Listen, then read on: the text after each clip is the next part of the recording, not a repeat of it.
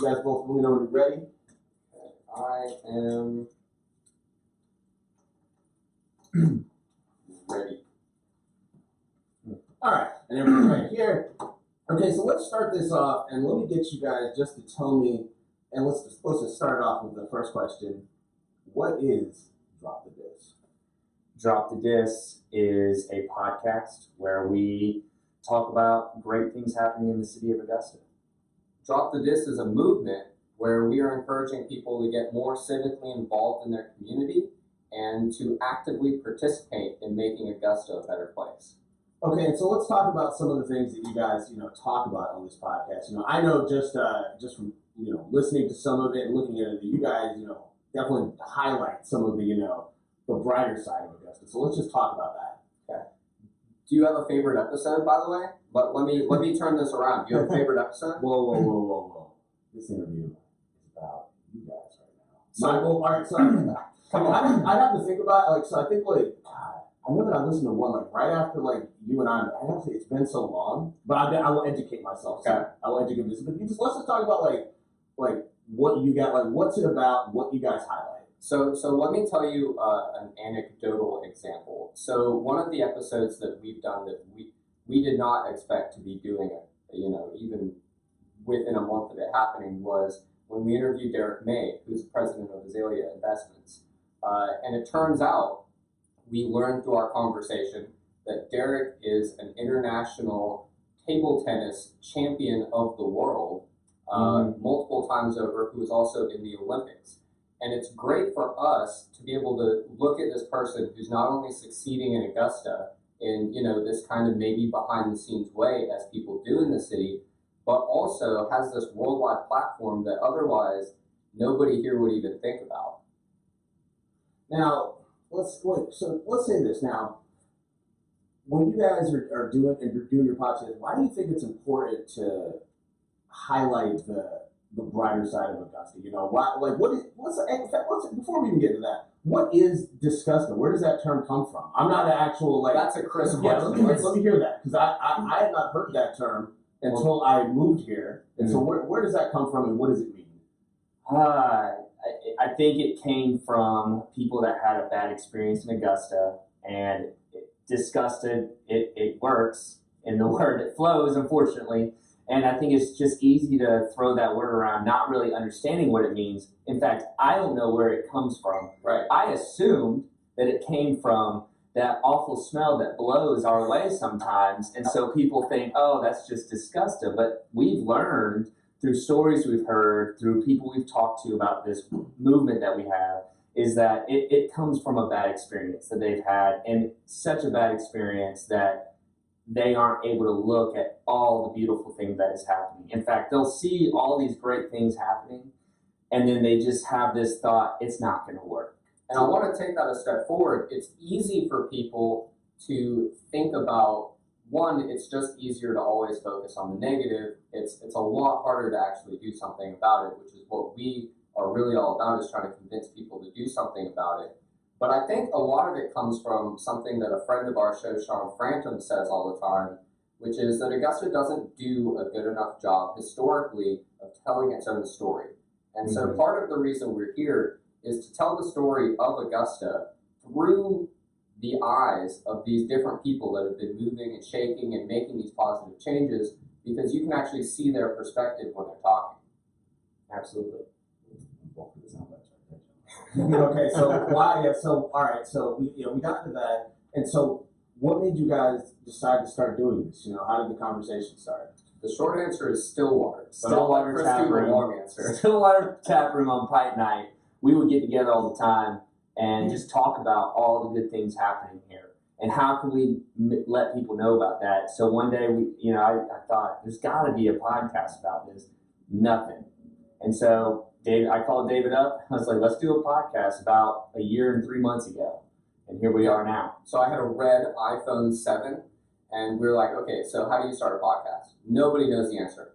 So what we did is we literally sat in my kitchen, put voice memo on, and just talked. And a lot of those episodes did not ever get posted or make it to air. but we just started talking, and eventually we figured out what we were doing. And it took a little while, but we figured out that what we were doing is telling the story of Augusta through the eyes of the people that are here. Right. And ever since we figured that out, that's what we've been doing. What's the message like that you guys want to get across? You know, what's the goal? I mean, in the long run of things, I mean, I know because people do podcasts, right. Of course, you get to that next level. But for you guys, just on a like when someone is listening to your podcast, what is the message that you guys want to get across to them? I want them to get excited about the city. We've got cyber, so we've got people coming to Augusta, and I don't know if there's a one-stop shop to just get excited about Augusta. And so I want people to get excited about moving here. I want to get people excited about staying here. We've got kids coming here for college, med school. I want them to stay here and make this a better place. I just want people to get excited about it. So that's me. I'm sure David would agree with that as well. And we get excited, and the people that we talk to get excited. And so what we really want to do is form a connection with that person that's listening to the show or interacting with us even on Instagram or Facebook, that they can feel our energy, and then they can be energized to go, whether it's voting, whether it's going to community events, whether it's getting involved in an organization, whether it's protesting for something that's important to you, There's a million things you can do. You can get involved in Le Chat Noir, and you can do your own performances. Like, there's so much you can do, and we feel like if people listen to us and see our energy, then that might motivate them to do more. What would you guys say, has been some of the better things that you guys have seen in Augusta in like the past 5 years? I know for me, I've been in Augusta for about maybe 7 years now, and so for me, it's always been, I'm just like, oh wow, look at all this new stuff coming here. Right. But what's it like for people, who maybe have been here a little bit longer? What's it been like seeing the city grow?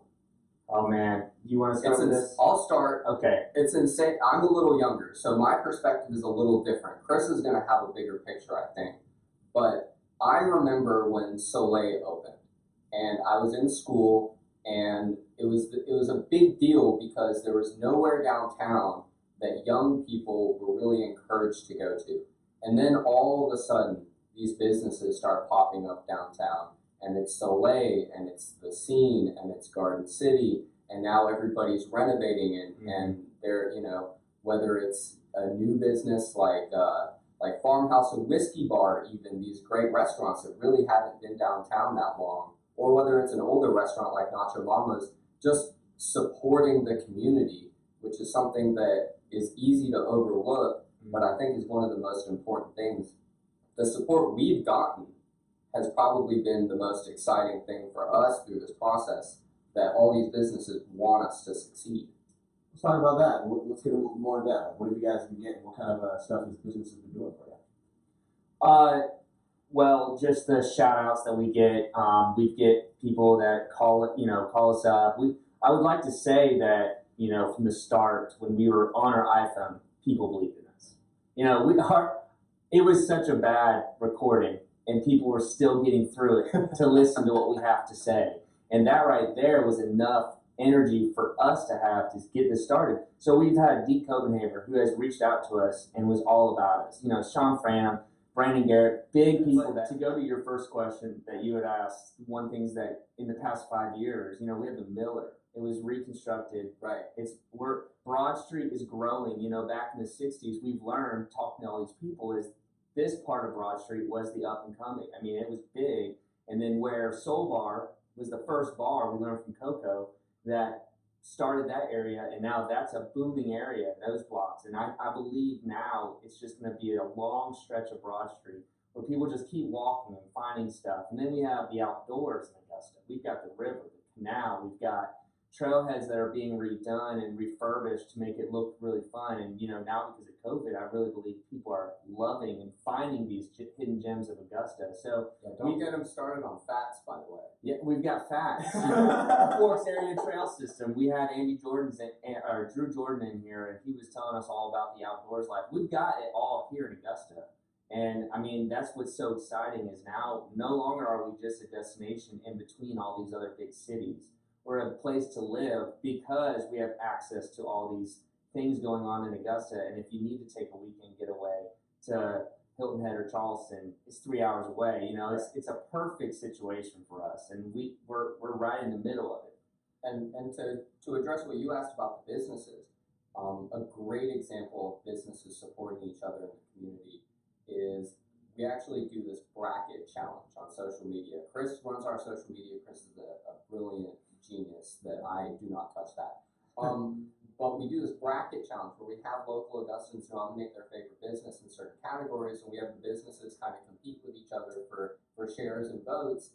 And to see the reception that the businesses give each other, congratulating each other, working hard to promote each other, being happy for each other's success, and supporting each other even in competition. Like if I told you that story 10 years ago, you'd be like, what's social media? And you would be like, why are businesses supporting each other? Because that's not the culture people were used to.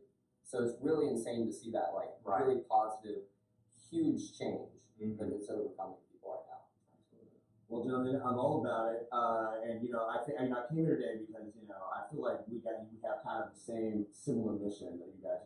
All I do is highlight what good things happening in Augusta. And I like that what you guys are doing is highlighting just the really good things in Augusta. So as we wrap up, if someone's trying to get a hold of you, whether it be for whatever reason, where do they go?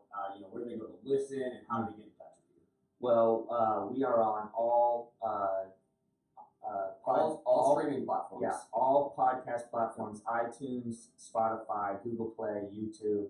We've also got Instagram and Facebook. So if you want to reach us, you can do it that way. Just search "DropTheDis" in anything. DropTheDis.